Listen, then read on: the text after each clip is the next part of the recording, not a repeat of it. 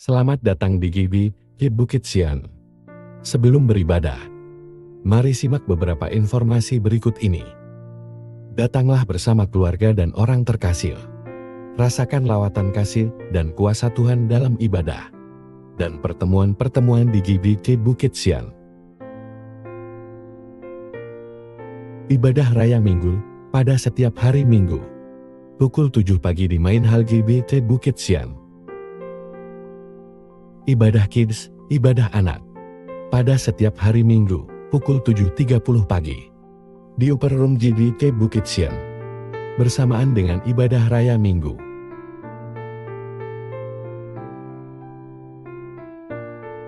Ibadah Youth, ibadah pemuda.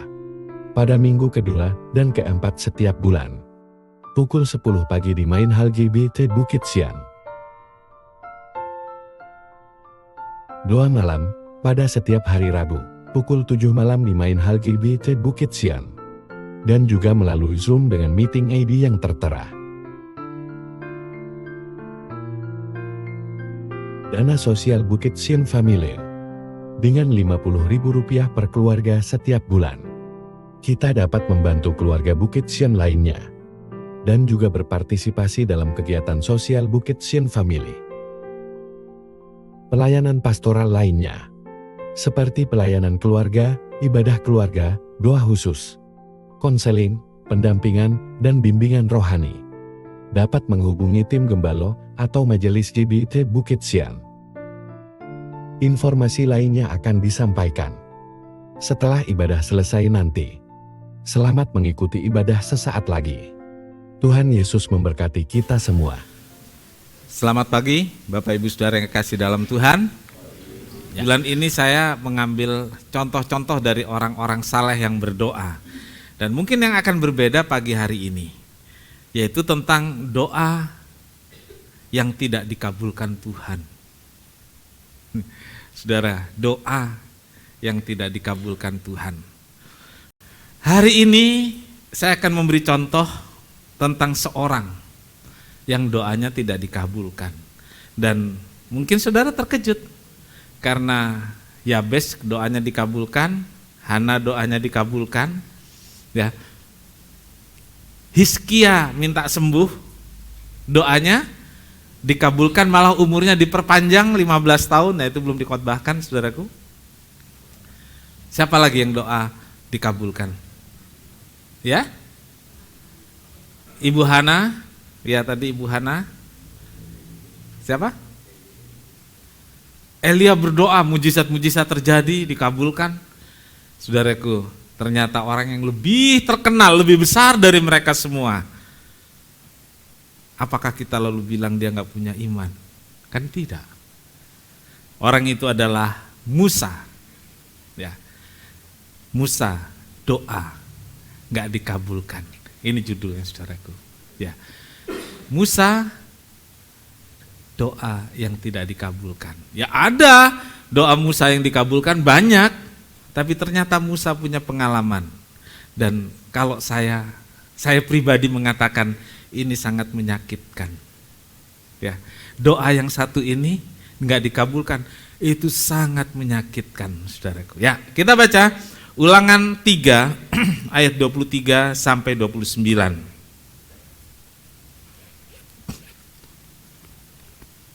Baik, kita akan sama-sama berdiri. Kita baca ayat ini bergantian, tolong singer menggunakan mic-nya, membantu jemaat. Saya baca ayat 23. Ya, demikian firman Tuhan, Ulangan 3 ayat 23 sampai 29. Juga pada waktu itu aku mohon kasih karunia daripada Tuhan demikian. Ya Tuhan Allah, Engkau telah mulai memperlihatkan kepada hamba-Mu ini kebesaran-Mu dan tangan-Mu yang kuat. Sebab Allah manakah di langit dan di bumi yang dapat melakukan perbuatan perkasa seperti Engkau. Biarlah aku menyeberang dan melihat negeri yang baik yang di seberang sungai Yordan, tanah pegunungan yang baik itu dan gunung Libanon. Tetapi Tuhan murka terhadap aku oleh karena kamu dan tidaklah mendengar permohonanku. Tuhan berfirman kepadaku, cukup, jangan lagi bicarakan perkara itu dengan aku. Naiklah ke puncak gunung Pisga, dan layangkanlah pandangmu ke barat, ke utara, ke selatan, dan ke timur. Dan lihatlah baik-baik, sebab sungai Yordan ini tidak akan kau seberangi. Dan berilah perintah kepada Yosua, kuatkan dan teguhkanlah hatinya, sebab dialah yang akan menyeberang di depan bangsa ini, dan dialah yang akan memimpin mereka sampai mereka memiliki negeri yang akan kau lihat itu. Sama-sama. Demikianlah kita tinggal di lembah di tentangan Bet Peor. Amin. Silahkan duduk. Berbahagialah setiap orang yang telah membaca, mendengar, dan melakukan firman Tuhan. Tuhan Yesus memberkati. Bapak, Ibu, Saudara, pada satu ketika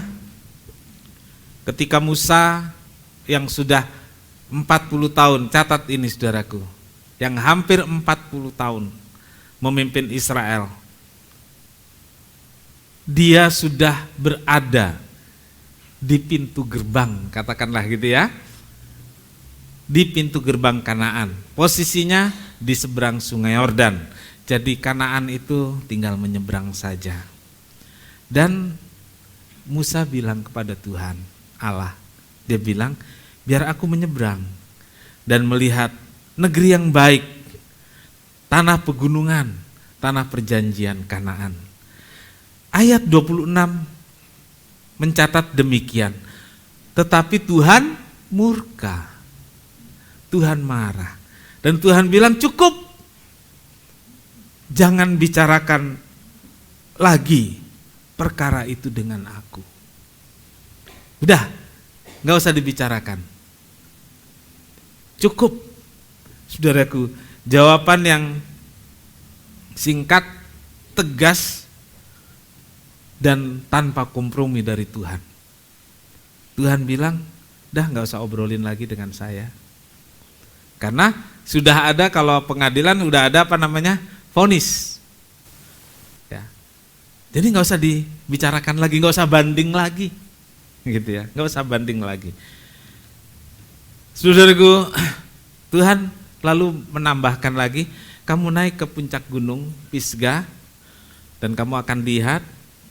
Dan setelah itu ya sudah selesai. Gitu. Nanti kita akan baca, dan setelah itu Musa mati, saudaraku. Setelah melihat itu semua. Saudara, ada lagu zaman dulu, boneka cantik dari India. Siapa yang nyanyi? Elia Kadam ya, Elia Kadam. Kalau dengan khotbah ini, mana yang bisa diambil kalimatnya? Boleh dipandang, gak boleh dipegang ya. Ya ampun, gak boleh dipegang. Lalu ada lirik berikutnya, boleh dipegang, boleh dipandang tapi jangan dibawa pulang. Cuma dilihat doang. Saudaraku, waktu saya baca ulang, saya ingat lagu itu. Ya, bagus, cantik, indah, sangat menarik. Boleh dilihat oleh Musa, tapi nggak boleh dimasukin ke sana. Boleh dipandang, tapi nggak boleh dipegang, nggak boleh diinjak negeri itu oleh Musa. Saudaraku, ya, saya membayangkan Musa melihat tempat seperti itu. Dilihat bagus, indah, hijau, ada sungai mengalir di sana. Tapi Tuhan bilang, cukup lihat saja. Ya, cukup lihat saja. Jadi doa Musa untuk masuk tanah Kanaan ditolak. Ya, doanya nggak dikabulkan. Saudaraku, setiap orang punya keinginan agar doa-doanya dikabulkan oleh Tuhan. Bukan sekedar didengar atau hanya dijawab saja. Kan bisa saja doa pertama pasti didengar, betul? Doa pasti dijawab Tuhan. Sama seperti kalau kita punya HP, kalau ada WA, ada telepon, kita bisa baca, bisa dengar, gitu. Jawab bisa, tapi mengkabulkannya belum tentu kita mau, kan gitu ya. Nah, ini saudaraku. Jadi doa kita yakin didengar, dijawab, iya dijawab, tapi dikabulkan belum tentu, itu haknya Tuhan.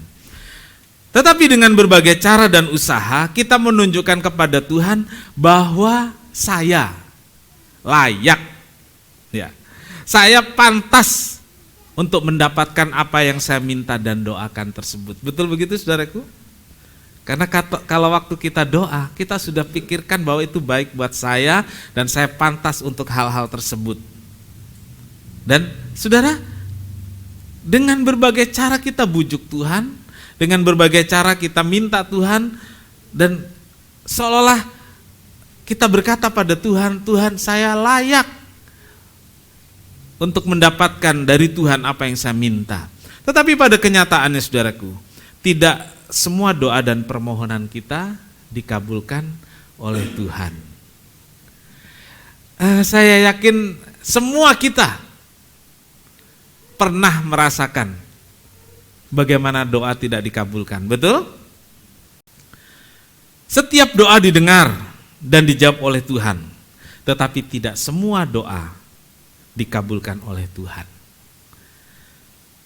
Ini sebuah fakta yang menyakitkan untuk saya dan untuk saudara. Katakanlah ada doa untuk kesembuhan, gitu ya. Ada orang-orang yang tidak sembuh dari sakit.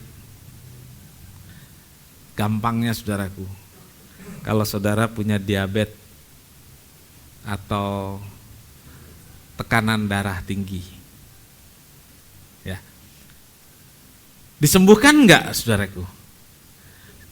Kita enggak paham bahwa penyakit-penyakit itu tidak sembuh, hanya terkontrol.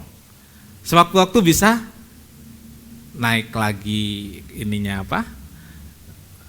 indikasinya, bisa darah tinggi naik lagi, diabetes naik lagi. Jadi ada saudaraku doa-doa yang ternyata tidak dikabulkan Tuhan. Tetapi bukan berarti Tuhan tidak menolong kita, gitu. Doa memang tidak semua dikabulkan, tapi jangan khawatir, Tuhan tetap membantu kita. Amin. Ada yang kita minta kesembuhan, ternyata permintaan kesembuhan kita tidak dikabulkan Tuhan, malah yang kita doakan itu meninggal. Saudara punya pengalaman itu di keluarga?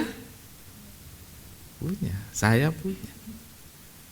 Jadi saudaraku, sebenarnya ada, setiap kita punya pengalaman tentang doa yang tidak dikabulkan. Lalu ada banyak orang berkata ini nasib, ini takdir. Kan begitu ya. Saudara-saudaraku, sangat mungkin itu memang kehendak Tuhan dan kita biasa berkata itu yang terbaik, gitu. Tapi tentu kita mengesampingkan yang namanya nasib dan takdir. Ya. Dikabulkannya atau tidak, doa dan permohonan kita adalah haknya Tuhan, hak prerogatif Tuhan. Tuhan tahu yang paling pantas. Ini penting saudaraku ya. Tuhan tahu yang paling sesuai, yang paling baik dan paling layak untuk kita semua. Dan sebagai orang percaya kita harus belajar bisa menerima semua yang telah menjadi keputusan Tuhan. Ini saudaraku, belajar menerima semua yang telah menjadi keputusan Tuhan. Orang bilang mau tidak mau, kita harus terima. Kadang perlu waktu sehari 2 hari, kadang perlu waktu sebulan 2 bulan, bahkan kadang perlu waktu bertahun-tahun untuk bisa menerima apa yang Tuhan berlakukan. Perlu pergumulan, perlu banyak hal sehingga kita bisa menerima apa yang Tuhan mau dari kita, untuk kita alami. Saudaraku, Musa adalah seorang yang dipilih Tuhan.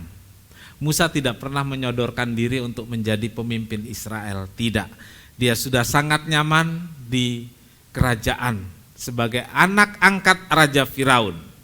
Tapi Tuhan pilih untuk memimpin perjalanan Israel keluar dari negeri perbudakan di Mesir, menuju tanah yang dijanjikan, yaitu Kanaan. Suatu perjalanan yang sangat panjang, suatu perjalanan yang sangat melelahkan. Selama 40 tahun, perjalanan Musa melewati padang gurun, melewati peperangan, melewati banyak hal. Musa pimpin Israel. Dan saudaraku, seperti saya katakan tadi, sudah dekat. Bahkan sudah begitu dekat, dia ada di gerbang Kanaan. Hanya tinggal menyeberang sungai Yordan. Lalu Musa mohon izin untuk boleh masuk. Kita baca tadi jawaban Tuhan atas keinginan Musa. Jawaban Tuhan atas doa Musa adalah satu kata. Apa saudaraku? Tidak. Bahasanya Tuhan cukup. Ya. Jangan bicara lagi. Ya. Tuhan bilang tidak. Musa hanya diperbolehkan melihat, tapi tidak boleh masuk ke negeri yang indah itu. Saudaraku, bukankah hal semacam ini bisa terjadi pada siapa saja, termasuk kita? Kita yang adalah orang beriman, saya dan saudara yang adalah orang percaya Tuhan, bisa saja mengalami hal-hal tersebut. Kita saat ini mau belajar dari Musa. Pertama kita akan coba melihat tentang mengapa berbagai pikiran berkecamuk. Ada analisa, ada berbagai perkiraan, ada di hati kita. Dan saya pikir kita sama ya, kalau doa nggak dikabulkan. Kita punya banyak alasan dan pembenaran yang mengharuskan Tuhan mengabulkan permintaan kita. Betul nggak saudaraku? Betul. Kalau kita perlu uang, kita punya alasan kenapa kita doa. Untuk sekolah anak, untuk ini dan itu, kan gitu ya. Kita doa, tapi ketika tidak dikabulkan saudaraku, kita punya pembenaran, Tuhan ini kan buat sekolah anak, ini buat masa depan anak, kenapa Tuhan gak kabulkan? Kan seperti itu saudaraku. Ini kan baik buat saya dan lain sebagainya. Kita punya alasan untuk membenarkan dan mengharuskan Tuhan mengabulkan doa kita. Dan ketika doa itu tetap tidak dikabulkan saudaraku, kita bertanya-tanya, kenapa Tuhan? Gitu. Lalu yang terjadi adalah jawaban dari jemaat tadi, kecewa, sakit hati, marah sama Tuhan, malas doa, sedih dan lain sebagainya. Kenapa saudaraku? Yang pertama di sini saudaraku, karena kita tidak peka terhadap kehendak Tuhan. Ya, kita nggak peka. Hubungan yang dekat dengan Tuhan, hubungan yang akrab dengan Tuhan membuat kita peka terhadap jawaban-jawaban doa dari Tuhan. Jadi saudaraku, jawaban doa itulah kehendak Tuhan yang diberlakukan pada kita. Ketika jawabannya tidak dikabulkan, kita nggak dapat menerimanya melalui proses yang tadi itu saudaraku, kita nggak terima. Lalu terjadilah kecewa, katakanlah terjadilah marah. Kenapa saudaraku? Karena hubungan dengan Tuhan gak akrab. Karena hubungan dengan Tuhan gak dekat. Kita tidak membangun relasi dengan Tuhan. Kita berdoa hanya sesekali saja. Kita berdoa insidental saja. Inilah yang membuat kita kemudian kecewa, marah, sakit hati, sedih, marah, dan lain sebagainya. Karena kita nggak akrab, kita nggak tahu hati Tuhan. Nah di sini saudaraku, doa hanya sebagai transaksi. Kita golongkan doa itu transaksi, bukan relasi. Doa itu harusnya hubungan dengan Tuhan. Bukan tawar-menawar. Ya. Bukan kayak di pasar kalau kita belanja. tidak boleh segini aja Tuhan gitu. Enggak, saudaraku. Kalau kita sudah berdoa, lalu apa yang Tuhan jawabkan untuk kita ya kita terima. Kalau dikabulkan sangat berterima kasih. Kalau tidak ya terima saja. Gitu. Tidak usah menawar karena doa bukan transaksi, tetapi doa itu adalah relasi. Yang kedua, saudaraku, menganggap doa itu seperti mantra. Iya. Mantra itu ada banyak mantra-mantra dalam dunia keilmuan yang hitam-hitam dan putih-putih, saudaraku ya. Tapi yang umum kalau dari anak-anak kita mengenal satu mantra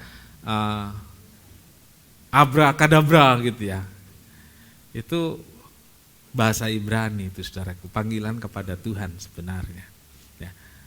Abrakadabra, lalu dari mangkok keluar uang, ya. Dari lampu keluar uang. Ada lampu Aladin ya, minta apa saja dikabulkan. Lalu dicocokkan dengan ayat firman Tuhan Matius 7 ayat 7.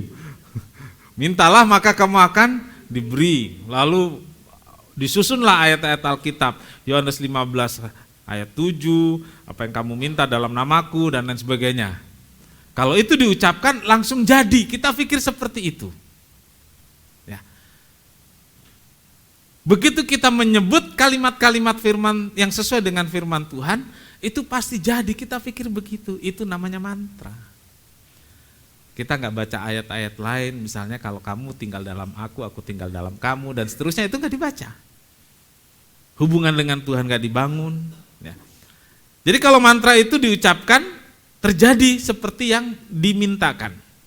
Berbeda dengan doa. Berdoa kekuatannya bukan pada kalimat-kalimat. Berdoa kekuatannya bukan pada diri pengucap doa. Kekuatan doa adalah pada Tuhan. Tuhan yang mempunyai kuasa dan tidak tunduk pada siapapun. Ketika Tuhan mengabulkan doa, itu karena Ia memang mau memberi. Jadi, saudaraku, mungkin ini agak sulit diterima. Tuhan tidak bisa dipengaruhi oleh doa-doa kita. Maksa-maksa maksudnya ya, enggak. Gitu. Kalau kita berdoa ya, tapi dengan memaksa-maksa Tuhan enggak terpengaruh. Tuhan tetap kasih kalau memang Dia mau kasih. Gitu. Yang penting kita bangun hubungan dengan Tuhan. Tidak selalu doa itu dikabulkan juga seperti yang kita minta. Gak seperti yang kita sampaikan pada kalimat doa. Bisa saja dikabulkannya berbeda. Kalau mantra, begitu diucapkan persis seperti apa yang diminta. Kalau doa tidak, saudaraku. Karena Tuhan punya cara mengatur apa yang baik dan pantas untuk kita semua. Yang ketiga, saudaraku, di poin ini, kita kecewa, kita marah, karena doa itu hanya untuk memuaskan keinginan. Iya, doa itu hanya untuk memuaskan keinginan. Saudaraku, kalau kebutuhan itu sebenarnya terbatas kebutuhan. Ya, kita bisa tahu kebutuhan kita seperti apa. Tapi kalau keinginan tidak terbatas, saudaraku. Ya, unlimited desire, saudaraku, nggak terbatas. Sekarang kalau saudara coba ekspor keinginan saudara, bisa ada keinginan mau ke bulan kan gitu ya. Walaupun itu di luar kemungkinan itu ya. Ya dengan iman bisa. Masa iya sih? Jadi saudaraku, keinginan itu tidak terbatas. Coba perhatikan ini. Seringkali karena keinginan ini kemudian memuncak. Jadi keinginan itu kumpul ya. Bukankah banyak sekali dalam hidup saya, hidup saudara, yang ternyata yang kita anggap kebutuhan itu ternyata adalah keinginan yang menggumpal, keinginan yang memuncak dalam hidup kita. Lalu kita sendiri menganggapnya sebagai kebutuhan. Dan ketika itu tidak dikabulkan Tuhan, setelah kita doakan, kita kecewa. Nah, yang seperti ini saudaraku sebenarnya kan hanya untuk memuaskan keinginan belaka. Sehingga Tuhan tidak mengabulkan, kemudian kita marah, kecewa, sedih, dan lain sebagainya. Nah, sekarang saudaraku sikap Musa, ya belajar dari sikap Musa untuk kita aplikasikan dalam hidup kita. Ketika yang terjadi ialah doa yang tidak dikabulkan. Perlu ada sikap yang benar agar kita tetap berkenan kepada Tuhan. Ini saudaraku. Jadi tadi manusia bisa katakan marah, sakit hati, dan lain sebagainya. Tapi kemudian kita harus memperbaiki diri, koreksi diri, dan membangun sikap yang benar agar kita tetap berkenan kepada Tuhan. Memiliki hubungan yang baik dengan Tuhan, kita bangun. Jangan sampai terjadi karena doa tidak dikabulkan, kita pergi menjauh dari Tuhan. Amin saudaraku. Jangan sampai ketika doa tidak dikabulkan, kita tinggalkan Tuhan. Musa menjadi contoh bersikap yang baik sehingga hidupnya tetap berkenan kepada Tuhan. Yang pertama saudaraku, cara Musa adalah menerima jawaban Tuhan dengan rela. Loh, enggak sesuai dengan keinginan saya. Tapi karena kita tahu itulah jawaban Tuhan, yaitu tidak dikabulkan. Ya kita harus bisa menerima dengan rela. Musa mau menerima jawaban Tuhan yang menolak keinginannya untuk masuk negeri perjanjian. Jawaban dari Tuhan sangat menyakitkan. Cukup, jangan bicarakan lagi dengan aku, kata Tuhan. Setelah memimpin Israel selama 40 tahun dengan penyertaan Tuhan dan dengan berbagai tanda ajaib, Musa berharap, saya yakin seandainya Musa itu saya ya, Musa berharap dialah orang pertama yang menginjakkan kaki di tanah perjanjian. Saya yang mimpin loh, masa orang lain duluan? Saya yang mimpin. Saya harus yang pertama memasuki negeri perjanjian. Tetapi karena ada hal yang tidak berkenan kepada Allah, lalu Allah menolaknya. Di mana permasalahannya? Bilangan 20 ayat 7 sampai 12. Saya akan lompat membacanya ayat 8. Ya, ayat 7-8. Tuhan berfirman kepada Musa, perhatikan kalimatnya, ambillah tongkatmu itu dan engkau dan Harun kakakmu harus menyuruh umat itu berkumpul. Katakanlah di depan mata mereka kepada bukit batu supaya diberi airnya. Demikianlah engkau mengeluarkan air dari bukit batu itu bagi mereka dan memberi minum umat itu serta ternaknya. Lompat ke ayat 11, saudaraku. Sesudah itu Musa mengangkat tangannya lalu memukul bukit batu. Coba sampai di sini. Ada beda enggak saudaraku? Sama yang Tuhan perintahkan. Saya ulangi ayat 20. Ambil tongkatmu dan seterusnya, katakanlah di depan mata mereka kepada bukit batu. Tapi ayat 20, sesudah Musa mengangkat tangannya, ia memukul. Bedanya di mana saudaraku? Tuhan suruh ngomong. Cukup ngomong dengan bukit batu. Bim salah bim, keluar air. Gitu ya. Tapi yang Musa lakukan apa saudaraku? Dipukul sampai 2 kali. Perhatikan selanjutnya. Maka keluarlah banyak air sehingga umat itu dan ternak mereka dapat minum. Jadi setelah tongkat itu dipukulkan ke bukit batu 2 kali, air keluar. Ayat 12. Tetapi Tuhan berfirman kepada Musa dan Harun, karena kamu tidak percaya kepadaku dan tidak menghormati kekudusanku di depan mata orang Israel, Itulah sebabnya kamu tidak akan membawa jemaah ini masuk ke negeri yang akan kuberikan kepada mereka. Jadi saudara tahu kesalahan Musa? Menurut saudara, kesalahannya fatal nggak sih saudara? Ya, fatal nggak sih? Dia berbuat dosa yang sampai begini begitu, menyembah berhala, melanggar kekudusan perkawinan, berzina, sampai begitu Musa? Enggak loh, cuman Tuhan bilang ngomong sama bukit batu itu. Lalu Musa datang ke bukit batu, dia pukul sampai 2 kali. Menurut saya ini satu kesalahan yang ringan dan bisa dimaklumi. Tapi sayangnya saya bukan Tuhan. Ya. Betul nggak? Menurut kita bisa dimaklumi kan? Bisa. Tapi di sini saudaraku, lihat Tuhan berkata, Tuhan menganggap Musa itu tidak percaya. Maksudnya gini, kamu cukup ngomong. Gitu ya. Nggak usah lah sampai diketok-ketok itu bukit batu. Cukup ngomong saja. Kuasa Tuhan bisa melakukannya. Tapi Musa tidak melakukan itu dan dia pukul. Jadi dia nggak percaya kalau dengan ngomong saja, dengan firman saja semua bisa jadi. Yang kedua dikatakan nggak menghormati kekudusan.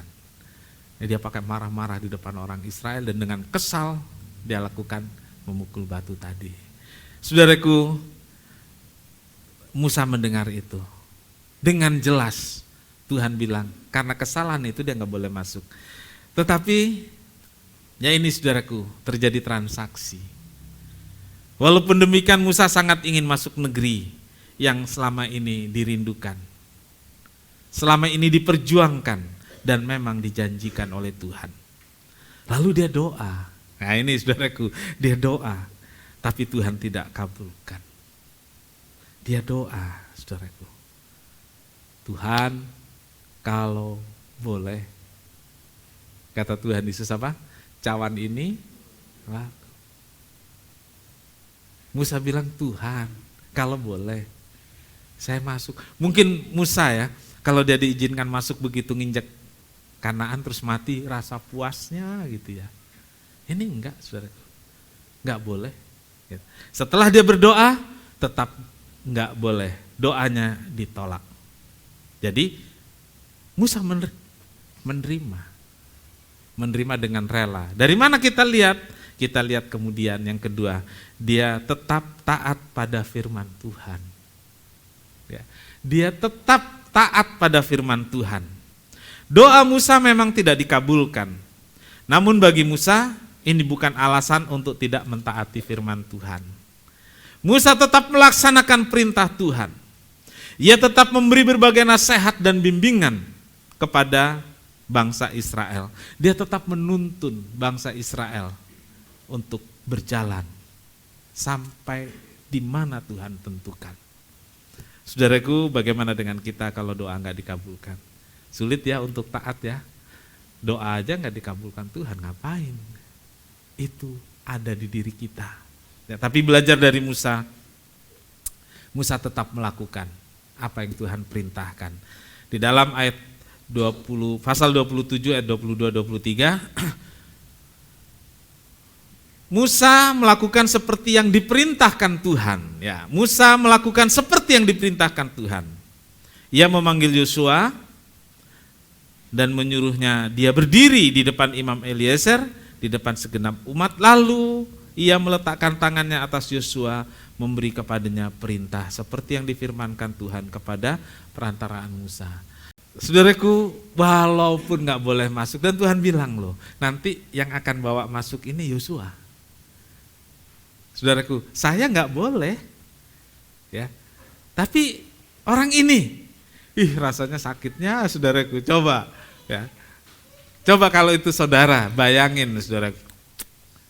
Saudara nggak boleh masuk, saudara nggak boleh dapat barang itu. Sudah tersedia di sana barang itu.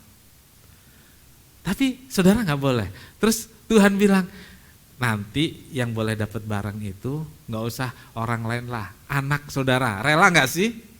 Saudara sudah rindukan bertahun-tahun. anak loh. Kan enggak juga ya. Maunya saya pegang dulu baru anak.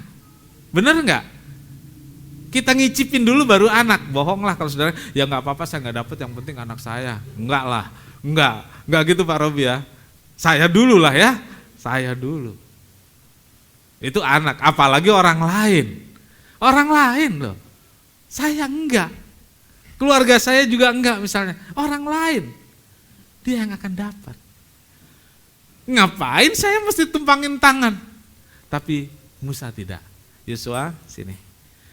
Tuhan perintahkan saya untuk menumpangkan tangan supaya kamu melanjutkan pimpin bangsa ini ke Kanaan. Dia lakukan.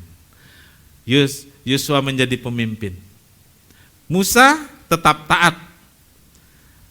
Saudaraku, mungkin bukan seperti keinginan saudara, tapi itulah yang terbaik. Ketika doa tidak dikabulkan, itulah yang bahasa kita secara umum, itulah yang terbaik buat saya. Ketika Allah tidak mengabulkan doa, artinya Allah sedang memberlakukan kehendaknya untuk saya dan saudara. Seperti Musa, terimalah dengan rela. Ya, oke.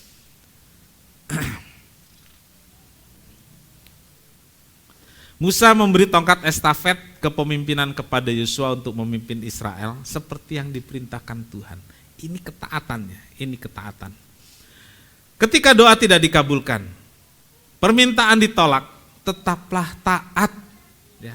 Tetaplah taat kepada Tuhan, tetaplah melakukan firman Tuhan. Mungkin tadi ada sedih, marah, kecewa dan lain sebagainya, itu satu pergumulan. Tapi kemudian kita olah. Setelah kita olah, kita tahu bahwa Tuhan gak pernah punya maksud jahat. Lalu kita tetap taat, tetap lakukan perintah Tuhan. Yakinlah bahwa Tuhan yang lebih tahu semua yang baik dan semua yang layak untuk saya dan saudara. Amin. Yang terakhir saudaraku, setia sampai akhir. Ya. Setelah doa tidak dikabulkan, Musa masih tetap pimpin Israel dan membawa ke tepi sungai Yordan.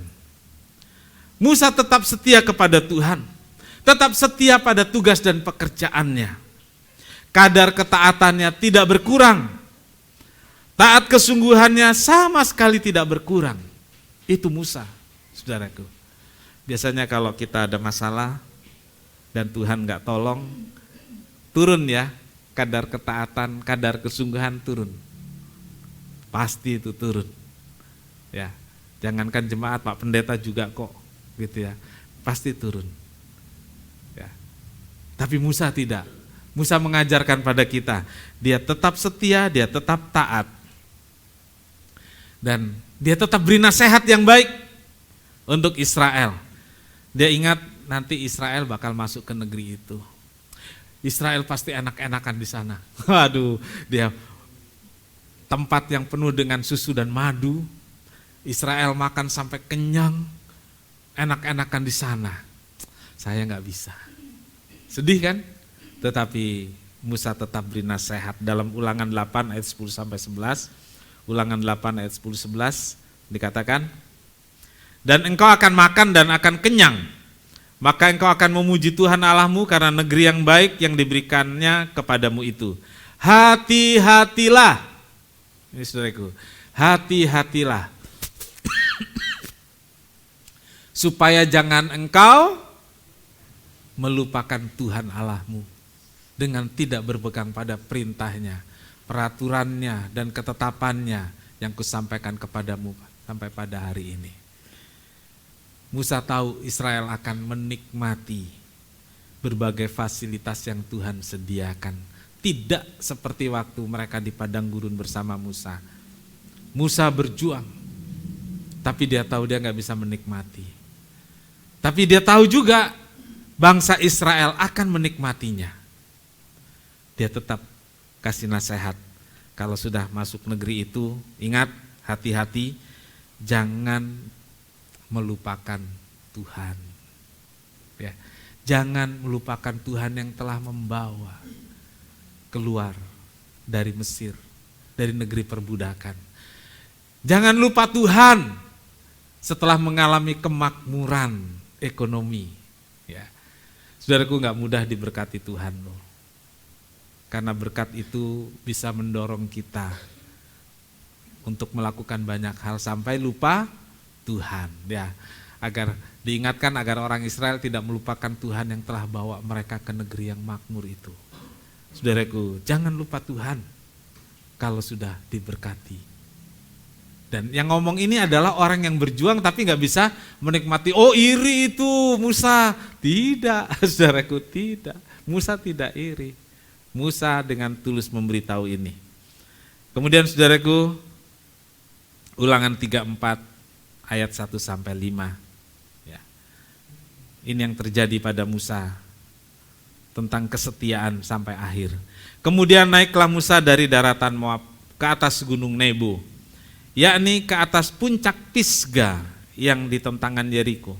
Lalu Tuhan memperlihatkan kepadanya seluruh negeri itu, daerah Gilead sampai ke kota Dan, seluruh Naftali, tanah Efraim dan Manasye, seluruh tanah Yehuda sampai laut sebelah barat, tanah Negeb dan tanah lembah Yordan, lembah Yeriko, kota pohon korma sampai Zoar. Dan berfirmanlah Tuhan kepadanya, perhatikan ini saudaraku, setelah dilihat semuanya, ini Tuhan bilang, inilah negeri yang kujanjikan dengan sumpah kepada Abraham, Ishak dan Yakub demikian. Kepada keturunanmu lah akan kuberikan negeri itu. Aku mengizinkan engkau melihatnya. Ya. Aku mengizinkan engkau melihatnya dengan matamu sendiri, tetapi engkau tidak akan menyeberang ke sana. Lalu matilah Musa hamba Tuhan itu di sana, di tanah Moab, sesuai dengan firman Tuhan. Saudaraku, dia lihat negeri perjanjian. Tuhan bilang, udah lihat? Musa bilang, sudah Tuhan. Ya, kamu boleh lihat dan kamu gak akan masuk ke sana. Dan Alkitab mengatakan, lalu matilah Musa, dimakamkan di atas puncak Nebo. Saudara-saudaraku, Musa tetap setia sampai akhir. Sesuai perintah Tuhan, ia naik ke puncak Pisga. Dari ketinggian itu ia bisa melihat seluruh Kanaan yang dijanjikan itu. Walaupun dia tidak boleh memasukinya. Doanya ditolak, keinginannya ditolak. Dan setelah itu Musa mati pada usia 120 tahun. Tanpa memasuki tanah Kanaan. Tanpa menikmati kemakmuran negeri perjanjian. Saudaraku, seandainya doa kita ditolak, bisakah kita tetap setia sampai akhir? Seandainya doa kita tidak dikabulkan, bisakah kita terus menerima apa yang Tuhan mau? Bisakah kita terus taat pada firman Tuhan? Musa memberi contoh pada kita bagaimana bersikap yang benar. Ketika doa tidak dikabulkan, Allah menolak permintaan kita, bukan menolak pribadi kita. Ya. Allah tetap menerima saudara apa adanya. Allah tetap menerima saudara seutuhnya. Hanya doa yang ditolak dan tidak dikabulkan. Ketika doa tidak dikabulkan, Allah sedang mempersiapkan yang layak dan pantas untukmu. Bahasa kita umumnya yang terbaik. Saya menggantinya di sini. Allah sedang mempersiapkan yang layak dan pantas untuk saya dan saudara. Jadi waktu doa kita tidak dikabulkan, ingat, Tuhan sedang siapkan yang pantas, yang layak untuk saya dan saudara. Mungkin bukan keinginanmu, tetapi itulah yang terbaik dari Allah. Yang terakhir, ketika Allah tidak mengabulkan doa, artinya Allah sedang memberlakukan kehendaknya untuk saya dan saudara. Terimalah, patuhilah, jalanilah. Karena Tuhan gak pernah meninggalkan orang yang mau terima kehendaknya. Allah nggak pernah meninggalkan kita. Ketika doa tidak dikabulkan, Allah tetap mau bersama kita. Amin. Allah tetap menopang kita dan Allah tetap membantu kita. Amin. Tuhan Yesus memberkati.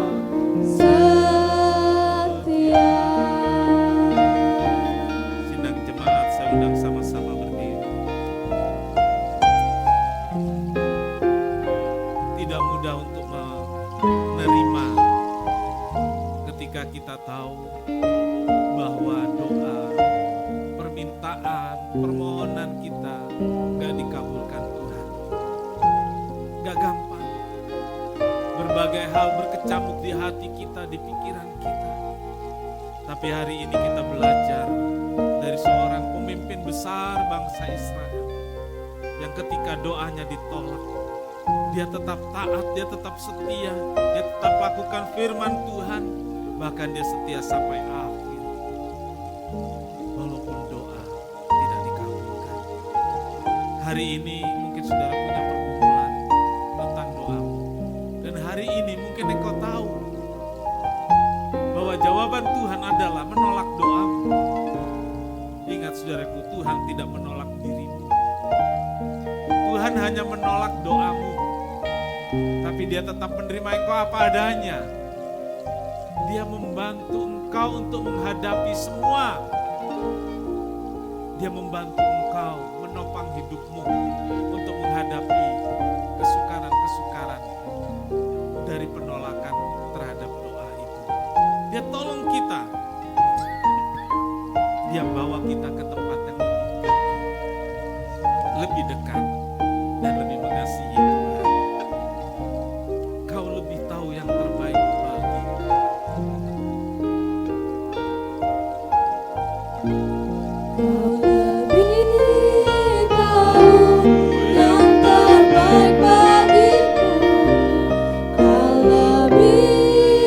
Sanggup pulihkan hidupmu.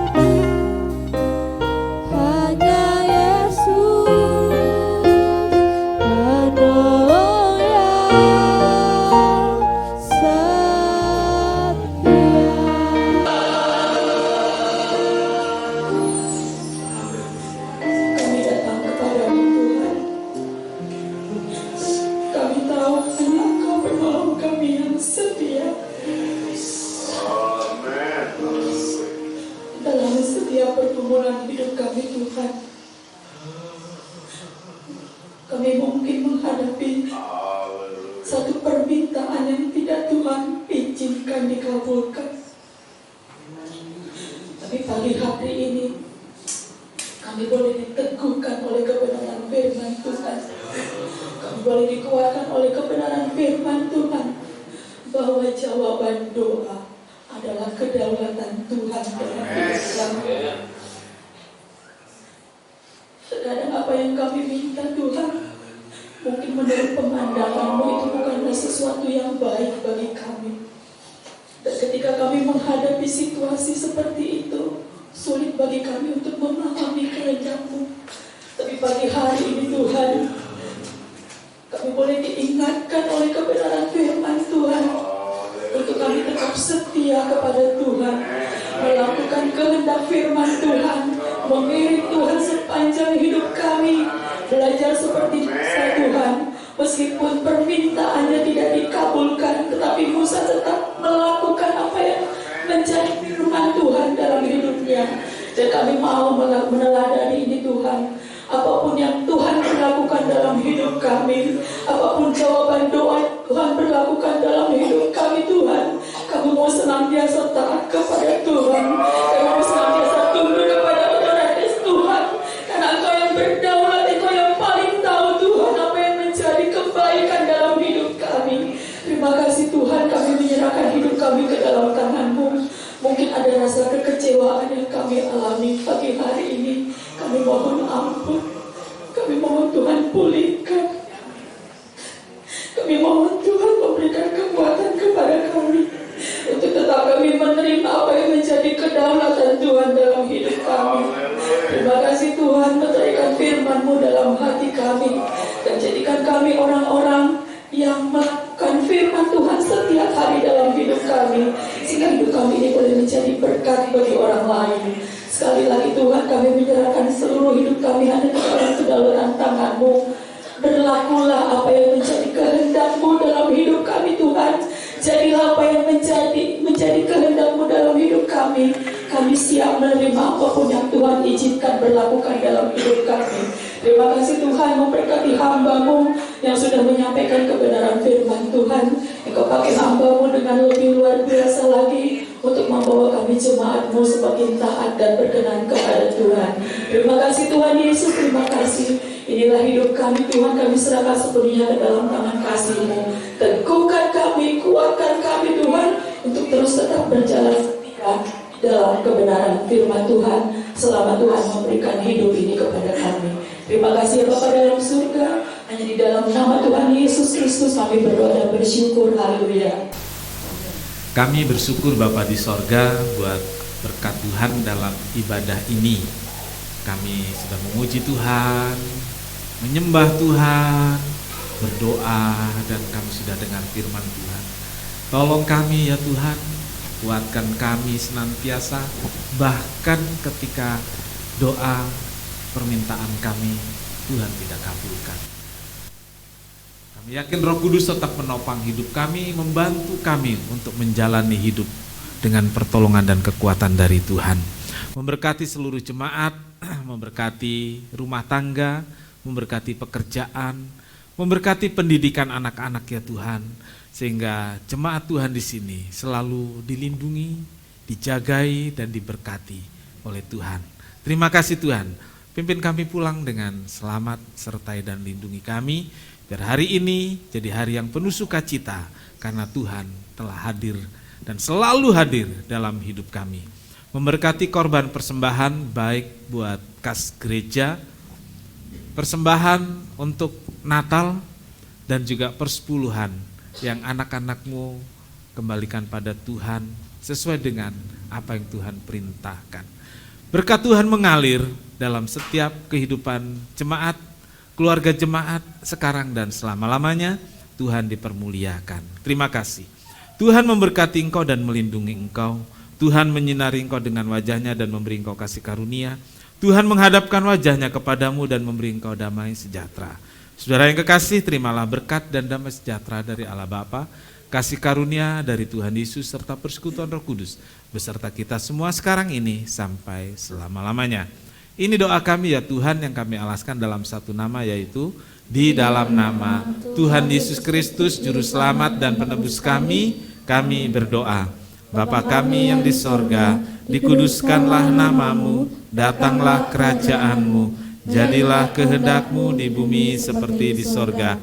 Berikanlah kami pada hari ini makanan kami yang secukupnya, dan ampunilah kami akan kesalahan kami, seperti kami juga mengampuni orang yang bersalah kepada kami. Dan janganlah membawa kami ke dalam pencobaan, tetapi lepaskanlah kami daripada yang jahat. Karena Engkaulah yang punya kerajaan dan kuasa dan kemuliaan sampai selama-lamanya. Amin.